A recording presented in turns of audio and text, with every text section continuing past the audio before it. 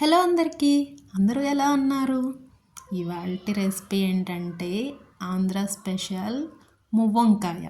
అదేనండి, గుత్తొంకాయ. మేమైతే నూనొంకాయ అని పిలుస్తాం. అయితే ఈ మువ్వంకాయ కోసం వీడియోలో కనిపిస్తున్నాయి కదా ముల్లొంకాయలు. ఈ వంకాయలు అయితే చాలా చాలా అద్భుతంగా కర్రీ వస్తుందన్నమాట. ఫస్ట్ వాటర్ తీసుకొని అందులో కొద్దిగా ఉప్పేసి వంకాయని ఇలా 4 పార్ట్స్గా కట్ చేసుకోవాలి. వెనకాల ఉన్న గుత్తి తగిలేలాగా కట్ చేసుకోవాలి. ప్యాన్ తీసుకొని అందులో కొంచెం ఎక్కువ ఆయిలే పడుతుంది. ఆయిల్ వేసుకొని ఈ కట్ చేసుకున్న వంకాయల్ని స్లోగా ఆయిల్లో వేసుకోవాలి. ఎందుకు స్లోగా అంటే వంకాయలేమో వాటర్ ఉంటుంది, ఆయిల్ ఏమో వేడిగా ఉంది, ఆ చిట్లి మీద పడుతుంది అనమాట.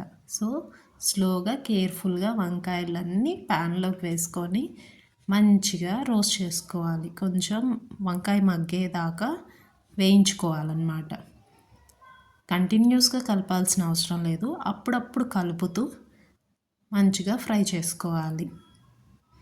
నెక్స్ట్ ఇవి ఫ్రై అయ్యేలోపు మనం మసాలా రెడీ చేసుకోవాలి. మసాలా కోసం మనం తీసుకోవాల్సినవి పల్లీలు, కొబ్బరి, నువ్వులు, ధనియా, జీలకర్ర, ఎండుమిర్చి ఇవన్నీ మంచిగా రోస్ట్ చేసుకొని మిక్సీ జార్లో వేసుకొని మంచిగా మిక్సీ చేసుకోవాలి.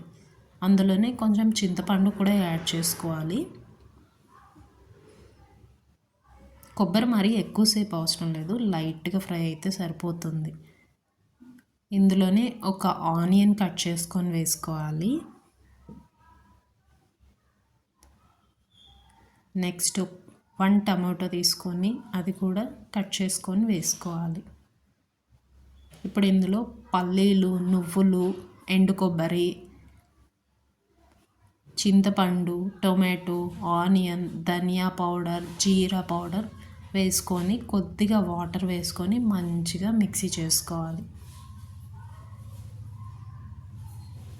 ధనియా పౌడర్ 1 స్పూన్ వేసుకున్నాను, జీలకర్ర 1/2 స్పూన్ వేసుకున్నాను, సరిపోతుంది 1/2 స్పూను. ఒక నిమ్మకాయ సైజ్ అంతా చింతపండు వేసుకోవాలి. ఇప్పుడు ఇది మెత్తగా రుబ్బేసుకోవాలి.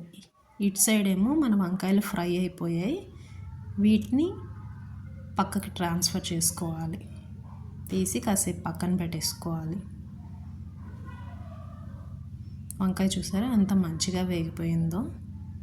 మామూలుగా మసాలా వంకాయ లోపల పెట్టి కూడా చేస్తారు, కానీ నేను ఇలాగే చేస్తాను, చాలా బాగుంటుంది. ఇప్పుడు మెత్తగా రుబ్బుకున్న మసాలాని అదే ప్యాన్లో ఇంకొంచెం ఆయిల్ వేసుకొని కొంచెం జీలకర్ర, కొద్దిగా కరివేపాకు, ఇంగు కొద్దిగా వేసుకొని అవి వేగిన తర్వాత ఈ మసాలాని అందులోకి షిఫ్ట్ చేసుకోవాలి.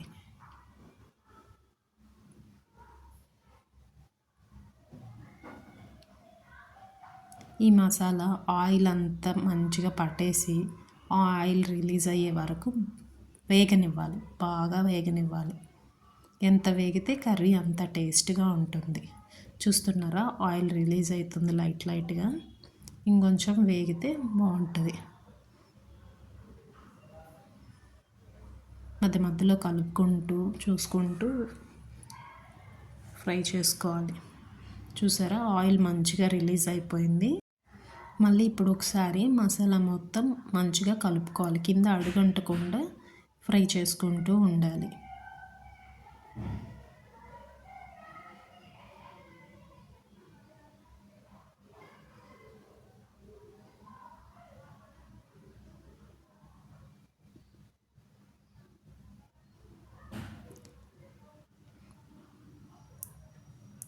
ఈ స్టేజ్లో కొద్దిగా పసుపు, రుచికి తగినంత సాల్ట్ వేసుకొని కలుపుకోవాలి.